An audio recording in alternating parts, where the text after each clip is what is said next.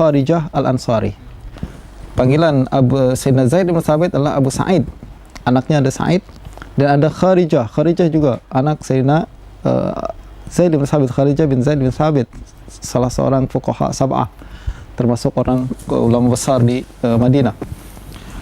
Al-Ansari, Al-Khajraji, An-Najjari, Al-Muqri, Al-Fardi.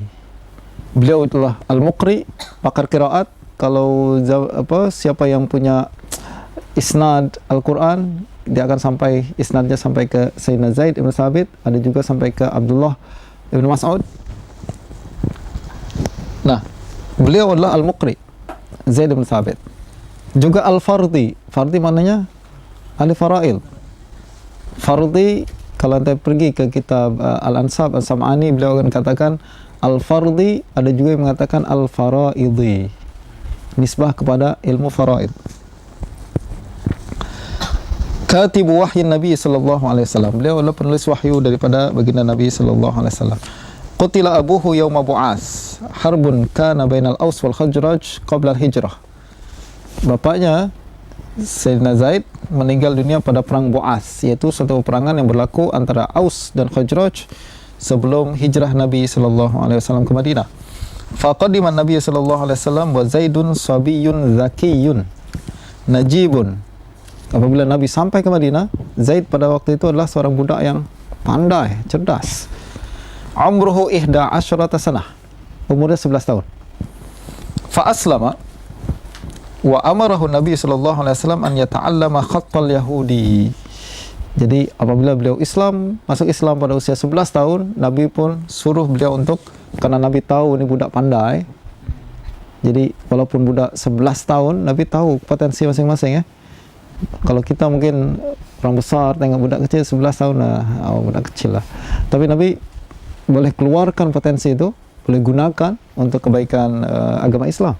Itu antara lain Nabi minta kepada Sayyidina Zaid an yata'allama khattal yahudi, belajar tulisan bahasa Yahudi. Fajawwad al-kitabah. Beliau mampu mempelajari perkara tersebut dan mampu menulis dalam bahasa Yahudi. Wa katabal wahyi.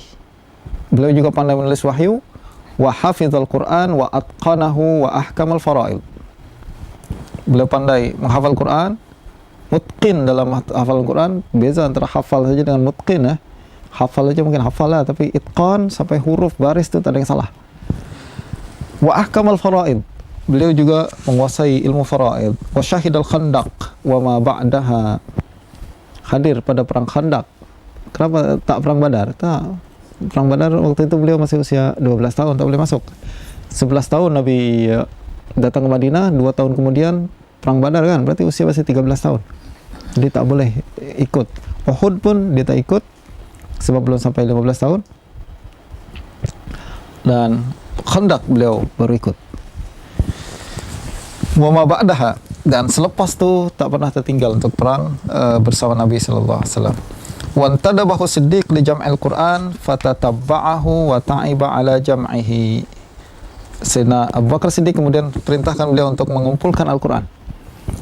Fatatabba'ahu, beliau cari Quran tersebut. Wa ta'iba ala jam'ihi. Ta'iba ala jam'ihi maksudnya dia tekun sampai penat dari beliau buat kerjaan tersebut.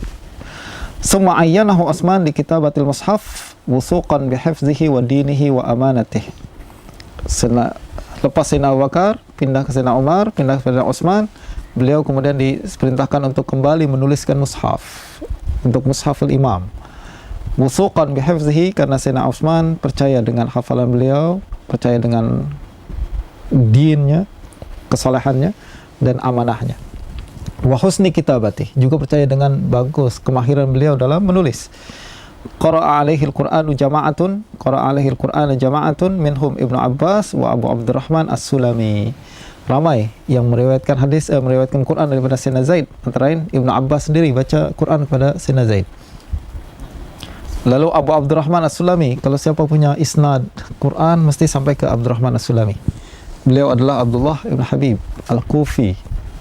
Dia meriwayatkan Quran daripada Zaid, meriwayatkan Quran daripada Abdullah bin Mas'ud.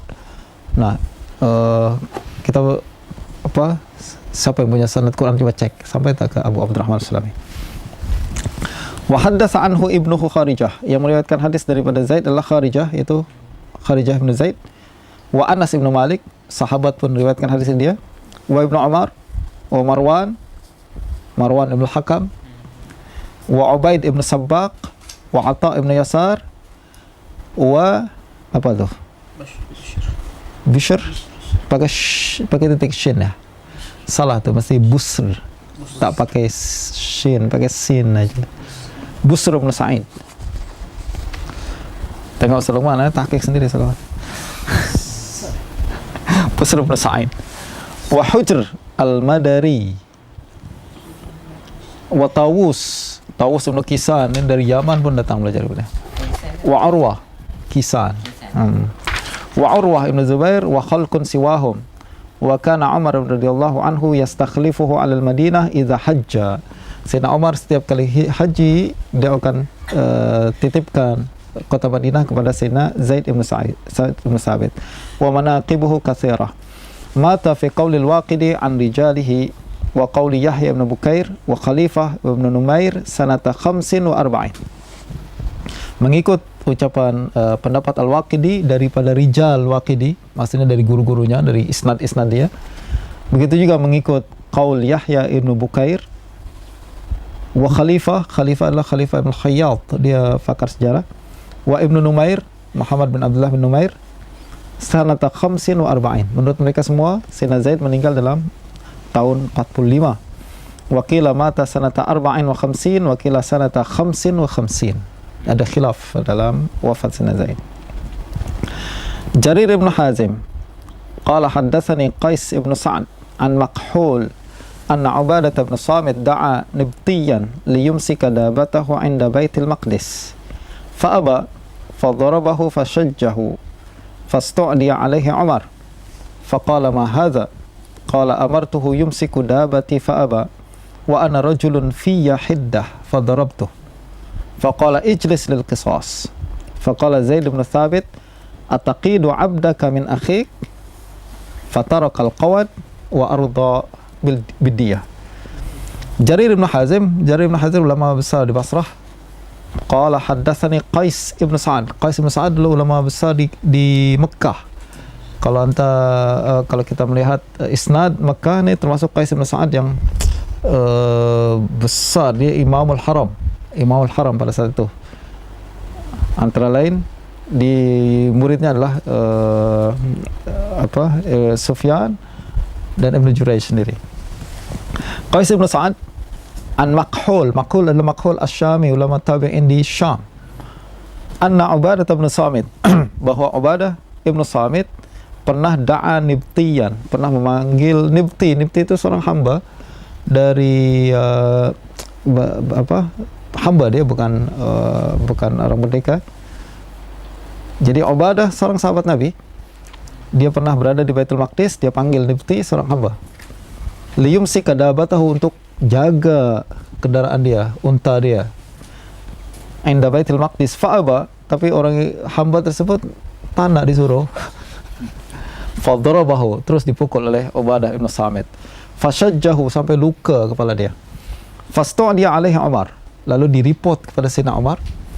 Faqala ma hadza, Sayyidina Umar terus tegas berkata, wahai Ubadah, apa nih cerita? Faqala amartuhu yumsiku dabati fa'aba, saya suruh dia untuk pegang, jaga kendaraan saya, dia malah menolak. Wa ana rajulun fiyya hiddah, saya ini orang yang cepat marah lah, ada keras. Sahabat Nabi pun macam gitu juga, panas baran. Oke. Fadarabtuhu, jadi saya pukul dia. Faqala ijlis lil qisas, kata Sayyidina Umar, duduk, kita nak kisas awak pukul dia, kena pukul juga awak. Nah, luka kepala dia, kena lukakan juga kepala.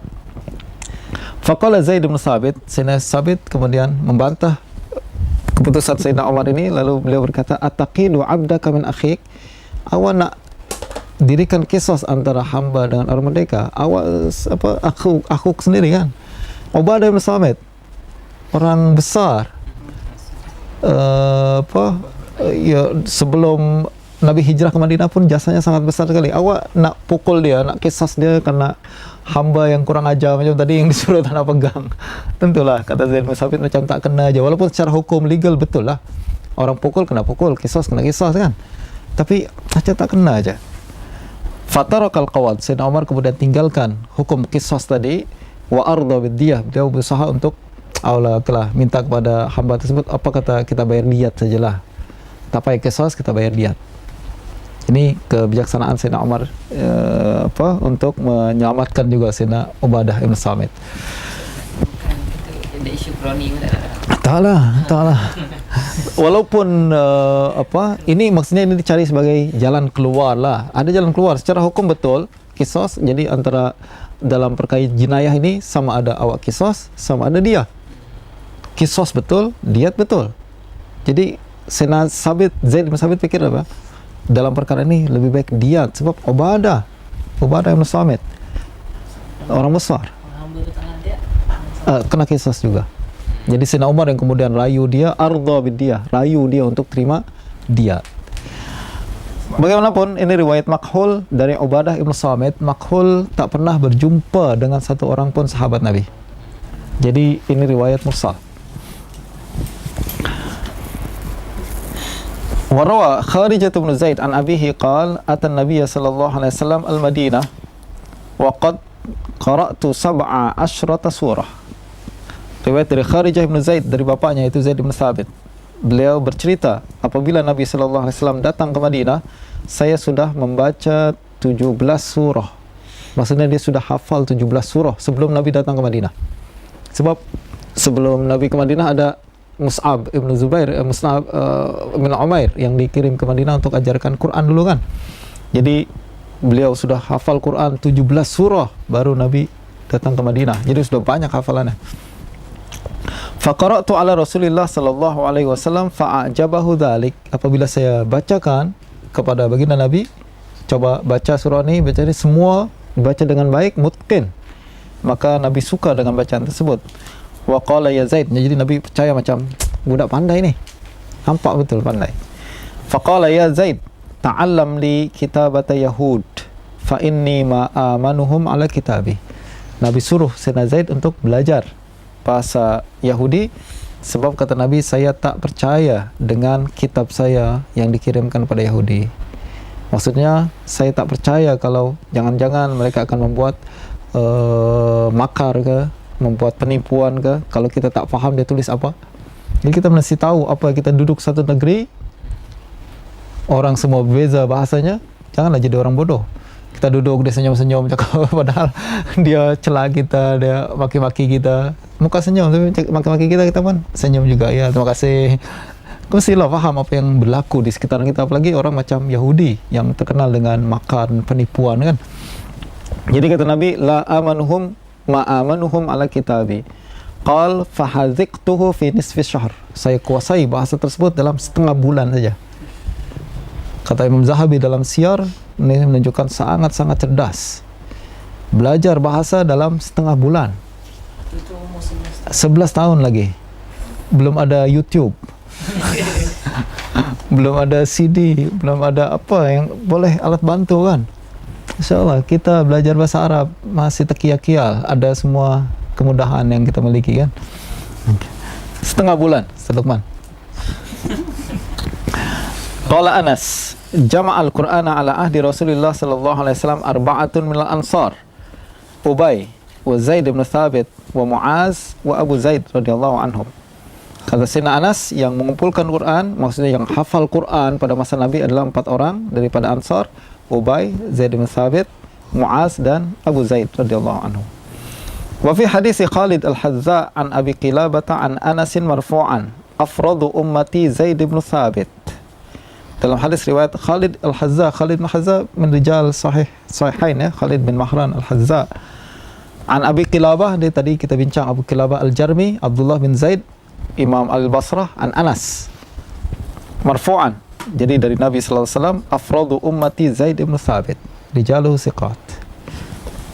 Wa rawa Asim al-Ahwal, Asim al-Ahwal juga thiqah, al-Kufah, Asim bin Sulaiman, an Sya'bi adalah syarah Imam Sya'bi, Amir bin Syarahil Sya'bi di Kufah. Qal ghalaba Zaidun an-nasa ala isnatain al-fara'id wal Qur'an. Sayyidina Zaid mengalahkan seluruh ulama yang lain dengan dua ilmu, yaitu ilmu faraid dan ilmu Al-Quran. Kalau anda tengok mazhab Imam Syafi'i dalam ilmu faraid sangat-sangat banyak mengambil daripada Zaid ibn Thabit. Dalam Ma'rifat Sunan al-Asar, Imam Baihaqi meriwayatkan bahwa Imam Syafi'i berkata, qaulu Zaid ibn Thabit wa anhu qabilna aksarul faraid. Kebanyakan ilmu faraid kami ambil daripada Sayyidina Zaid ibn Thabit, kata Imam Syafi'i. Wa rawa Mutarrif an Sya'bi an Masruq.